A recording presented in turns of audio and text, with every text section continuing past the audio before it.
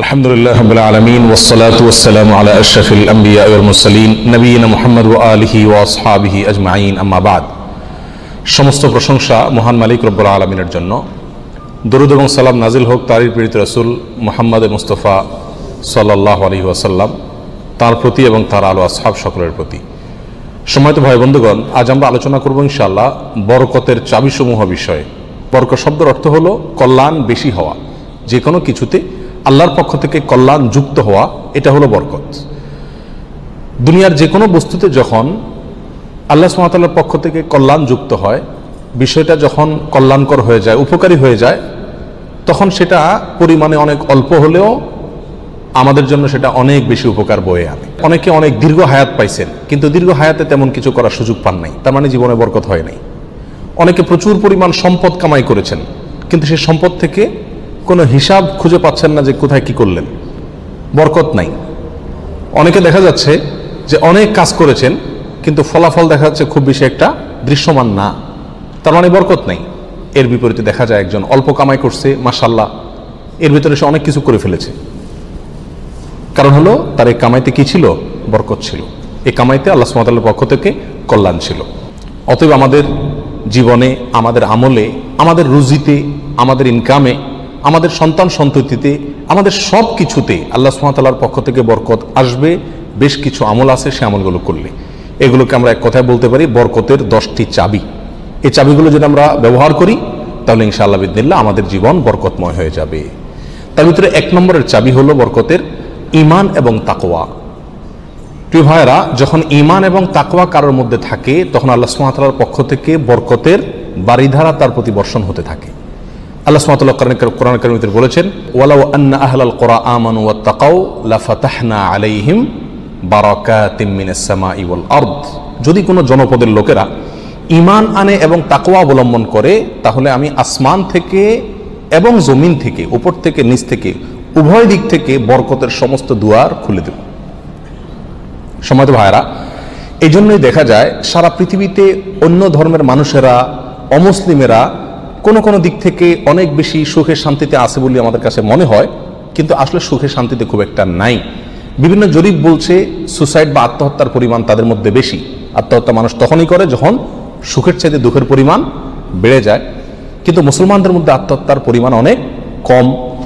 মুসলমানরা বেশিরভাগই গরিব, অভাবী, তারপরেও তাদের মধ্যে আত্মহত্যার পরিমাণ কম। এটা একটা আলামত যে তাদের জীবনে কি আছে? বরকত আছে।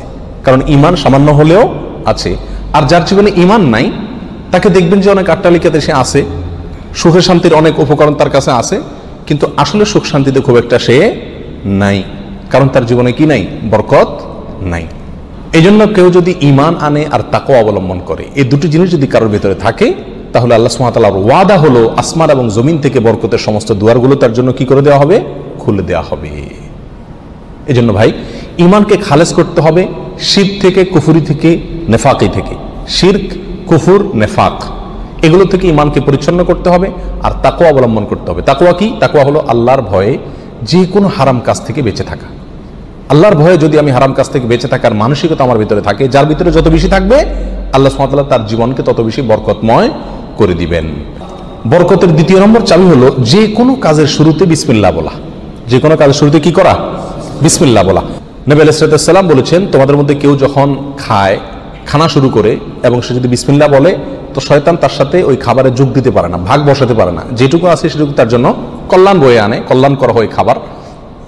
অনুরূপভাবে কেউ যদি বাসা বাড়িতে প্রবেশ করে, বিসমিল্লাহ বলে ঢুকে, তাহলে সেই ঢোকার সময় তার সাথে কি হতে পারে না? শয়তান যোগ দিতে পারে না। অনুরূপভাবে প্রত্যেকটা কাজে বান্দা যখন ভালো কাজে যখন বিসমিল্লাহ বলে শুরু করে, তখন শয়তান সে কাজে আর অংশগ্রহণ করতে পারে না।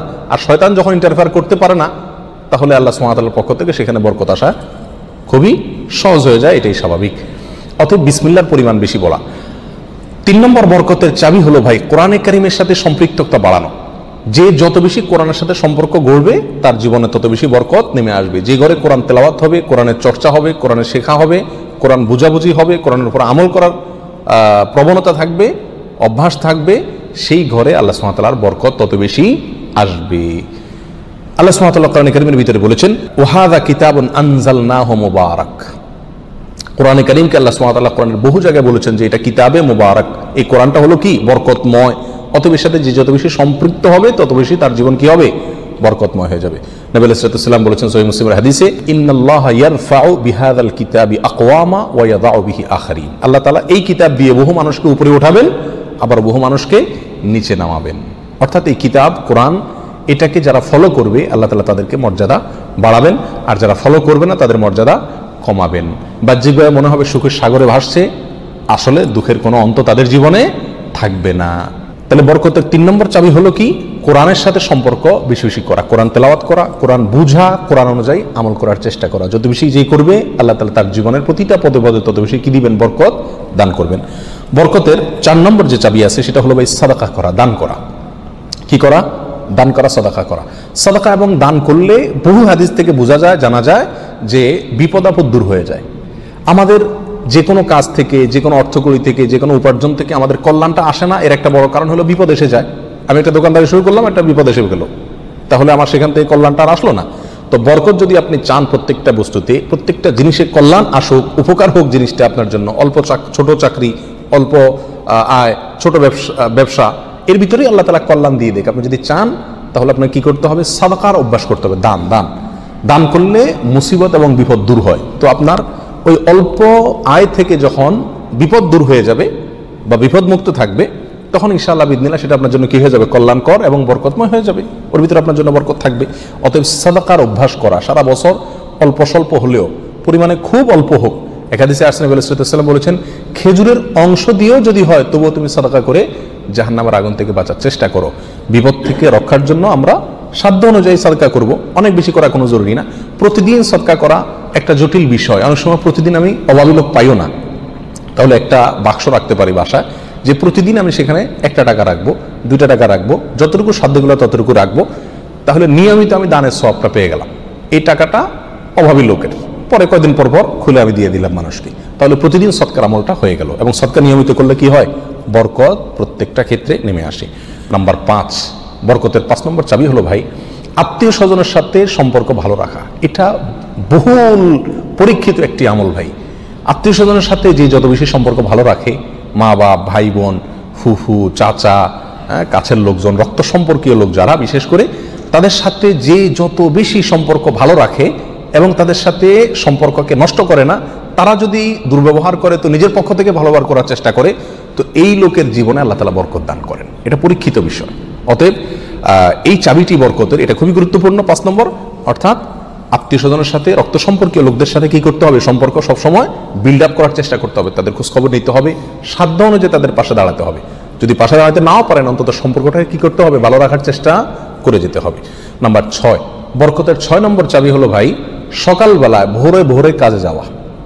নবী আলাইহিস সালাম দোয়া করেছেন, আল্লাহুম্মা বারিক লি উম্মতি ফি বুকুরিহা, আল্লাহ আমার উম্মতকে সকালবেলা আপনি বরকত দান করবেন। অন্য এক রাওয়ায়াতে আসছে বুরিকা লি উম্মতি ফি বুকুরিহা, তিনি বলেছেন আমার উম্মতের জন্য সকালবেলার সময়টাতে বরকত দেওয়া হয়েছে। অতএব সকালের সময়টাতে আপনি ঘুমায় থাকেন, তাহলে বরকত কোত্থেকে আসবে? এই টাইমটাতে কাজ করতে হবে।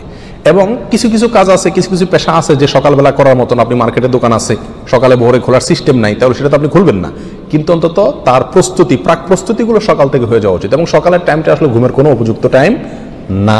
আপনি রাতে ভালো করে ঘুমান, বেশি করে ঘুমান, সকালে ঘুমাবেন না, দুপুরে ঘুমান, কিন্তু সকালে ঘুম এটা কোনো প্রশংসনীয় ঘুম নয়, স্বাস্থ্যের জন্য ভালো নয়, ইসলামী দৃষ্টি থেকেও খুব বেশি প্রশংসনীয় নয়। এই জন্য সকালবেলা যদি কাজে বের হওয়া যায় তাহলে ইনশাআল্লাহ জীবনে কি আসবে, বরকত আসবে। যে কাজই করেন আপনি সকালবেলা, সেই কাজে আল্লাহ তাআলা কি দিবেন, বরকত দান করবেন। নাম্বার 7, বরকতের 7 নম্বর চাবি হলো ভাই, নিজে 5 ওয়াক্ত সালাত আদায় করতে হবে এবং পরিবারের লোকদেরকে সালাতের নির্দেশ করতে হবে। বহু লোক নিজে নামাজ পড়ে, কিন্তু বাচ্চা কাচ্চা, ফ্যামিলির লোকজন তারা নামাজ পড়ছে কিনা সে বিষয়ে কি করে না, খবর রাখে না। আল্লাহ সুবহানাহু ওয়া তাআলা কোরআন কারীমের ভিতরে বলেছেন, ওয়া উমুর আহলাকা বিস-সালাত, তুমি তোমার পরিবারকে নামাজের নির্দেশ করো, নিজে তো পড়তেই হবে, পরিবারকেও নির্দেশ করো, ওয়াসতাবির আলাইহা, এবং এটার উপর অটল থাকো, ধরে রাখো এটাকে। তাহলে কি হবে, লা নাসআলুকা রিজকা, আমি তোমাদের কাছ থেকে, আল্লাহ বলছেন আমি তোমাদের কাছ থেকে রিজিক চাই না, নাহনু নারযুকুকা ওয়াল আকিবাতু লিত-তাকওয়া, বরং এই কাজ করলে, আমল করলে আমি তোমাদেরকে রিজিক দিব, বরকত চলে আসবে ইনশাআল্লাহ। নামাজ নিজে পড়তে হবে এবং পরিবারকে নামাজের নির্দেশ করতে হবে।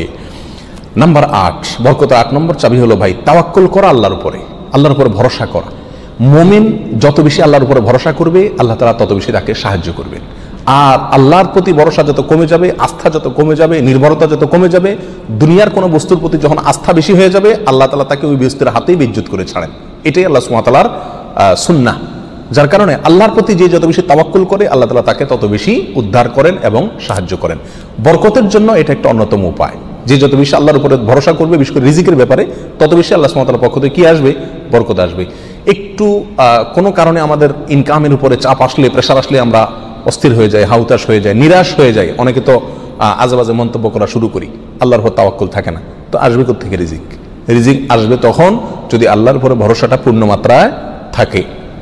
নবী আলাইহিস সালাতু ওয়াস সালাম বলেছেন, লাউ তাওয়াক্কালতুম আলাল্লাহি হাক্কা তাওয়াক্কুলিহি, আল্লাহর প্রতি যেরকম ভরসা রাখা দরকার, যেরকম আস্থা রাখা দরকার, তোমরা যদি সেই মাপের আস্থা রাখতে পারো, নির্ভরতা আল্লাহর উপরে তোমরা রাখতে পারো, তাহলে কি হবে? লা রাযাকাকুম কামা ইয়ারযুকুত তাইর, আল্লাহ তাআলা পাখিকে যেভাবে রিজিক দেন তোমাদেরকে সেভাবে রিজিক দিবেন। সারপ্রাইজ রিজিক, কল্পনাও করতে পারবো না কোথায় আল্লাহ রিজিকের ব্যবস্থা করে রাখছেন। এরকম বরকত জীবনে নেমে আসবে যদি কি করা হয়? আল্লাহর উপরে পরিপূর্ণ তাকওয়া, এই তাওয়াক্কুল অবলম্বন করা হয়। বরকতের জন্য 9 নম্বর আমল হলো বেশি বেশি ইস্তেগফার করা। কি করা ভাই? ইস্তেগফার করা। ইস্তেগফার, উঠতে চলতে ফিরতে সব সময় ইস্তেগফার করা। আস্তাগফিরুল্লাহ ওয়া আতুবু ইলাইহি, আস্তাগফিরুল্লাহাল্লাযী লা ইলাহা ইল্লা হুয়াল হাইয়ুল কাইয়্যুম ওয়া আতুবু ইলাইহি। অথবা সাইয়্যিদুল ইস্তেগফার পড়া। কিচ্ছু না পারেন, শুধু আস্তাগফিরুল্লাহ পড়া, আস্তাগফিরুল্লাহ আস্তাগফিরুল্লাহ আস্তাগফিরুল্লাহ ওয়া আতুবু ইলাইহি, এতটুকু পড়া। এবং যখন পড়বেন অর্থ বুঝে পড়বেন। আল্লাহর কাছে ক্ষমা চাচ্ছেন আপনি, আর ক্ষমা চাইলে ক্ষমা চাওয়ার মোড থাকে আলাদা। একটা মানুষের কাছে যখন মাপ চান আপনি, তখন মাপ চাওয়ার মোড ভিন্ন থাকে না? আস্তাগফিরুল্লাহ যখন বলবো তখন নিজের অপরাধের কথা স্মরণ করে, অথবা আমি যে বহু অপরাধ করি সেই কথাটা মনে করে আল্লাহর কাছে ক্ষমা চাইবো। যত বেশি ইস্তেগফার করবো তত বেশি রিজিক আসবে। সূরা নূহের ভিতরে আল্লাহ সুবহানাহু ওয়া তাআলা আল্লাহর নবী নূহ আলাইহিস সালাম সম্পর্কে বলেছেন যে নূহ আলাইহিস সালাম বলেছেন তার জাতিকে, ফাকুলতুস্তাগফিরু রাব্বাকুম ইন্নাহু কানা গাফফারা। তিনি বলেন, আমি আমার জাতিকে বলেছিলাম তোমরা তোমাদের রবের ইস্তেগফার করো, তোমাদের রব ক্ষমাশীল। তাহলে কি হবে ইস্তেগফার করলে? এক নম্বর হলো তিনি ক্ষমা করবেন, তারপরে ওয়ায়ুমদিদুকুম বিআমওয়ালিন ওয়া বানিন ওয়া ইয়াজআল লাকুম জান্নাতিন ওয়া ইয়াজআল লাকুম আনহারা। সম্পদ এবং সন্তান, পরিবার, এই দুইটা দিয়ে তোমাদেরকে শক্তিশালী করবেন, রিচ করে দিবেন, সমৃদ্ধ করে দিবেন। ওয়া ইয়াজআল লাকুম জান্নাতিন ওয়া ইয়াজআল লাকুম আনহারা, তোমাদের জন্য বাগবাগিচা দিবেন এবং নহর প্রশোভন দান করবেন, অর্থাৎ রুজি রুটির বরকত দান করবেন। সম্মানিত ভাই বন্ধুগণ, তাহলে ইস্তেগফার করলে রুটি রুজির বরকত হয়, সম্পদে আপনার বরকত হয়, সন্তানে বরকত হয়, পরিবারে বরকত হয়। অতএব ইস্তেগফার বেশি বেশি করতে থাকতে হবে। নবী আলাইহিস সালাম বলেছেন, মাল্লাজিমাল ইস্তেগফার, যে ব্যক্তি ইস্তেগফারকে ধরে রাখবে, সবসময় নিয়মিত ইস্তেগফার করবে, জাআলাল্লাহু মিন কুল্লি যিকিন মাখরাজা, সকল কঠিন মুহূর্ত থেকে বের হওয়ার জন্য আল্লাহ তাআলা তাকে পথ দেখাই দিবেন। ও কুল্লি হাম্মিন ও মিন কুল্লি হাম্মিন ফারাজা, সকল পেরেশানি থেকে আল্লাহ তাআলা তার জন্য প্রশস্ততার পথ দেখাই দিবেন যদি সে ইস্তেগফারকে ধরে রাখে। এক দুবার পড়া না, নিয়মিত পড়তে থাকে, ধরে রাখে। অতএব বরকতের জন্য বেশি বেশি ইস্তেগফার করতে হবে।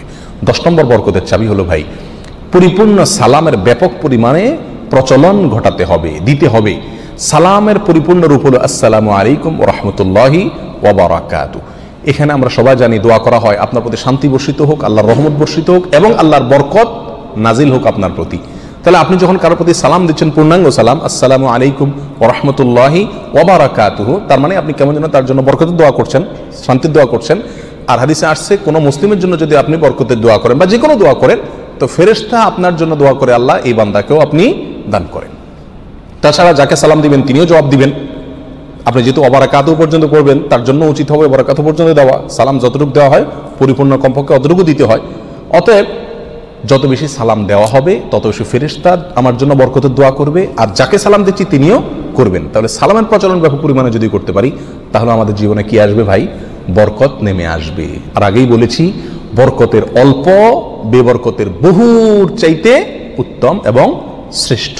আল্লাহ তাআলা আমাদেরকে বরকতের সম্পদ দান করুক। অধিক সম্পদ নয়, বরকতের সম্পদ। আল্লাহ তাআলা আমাদের বরকতের সন্তান দান করুক। অধিক সন্তান নয়, বরকতের সন্তান। কল্যাণ যে সন্তানে আছে সেখানে অনেক বেশি হলো, কিন্তু কল্যাণ তার ভিতরে নাই, উপকারটা নাই, তাহলে এই বেশির কোনো লাভ হলো না। আল্লাহ তাআলা আমাদের গোটা জীবনকে, আমাদের উপার্জনকে, আমাদের সম্পদকে, আমাদের নেক আমলকে, আমাদের সন্তান সন্ততিকে, আমাদের পরিবারকে, পরিজনকে, আমাদের চিন্তা চেতনাকে, আমাদের সব কিছুকে আল্লাহ সুবহানাহু ওয়া তাআলা বরকতময় করে দিন। সব কিছুতে আল্লাহ তাআলা কল্যাণ এবং উপকারিতা প্রচুর পরিমাণে বৃদ্ধি করে দিন। জাযাকুমুল্লাহ ওয়া আখিরু দাওয়ানা আলহামদুলিল্লাহি রাব্বিল আলামিন।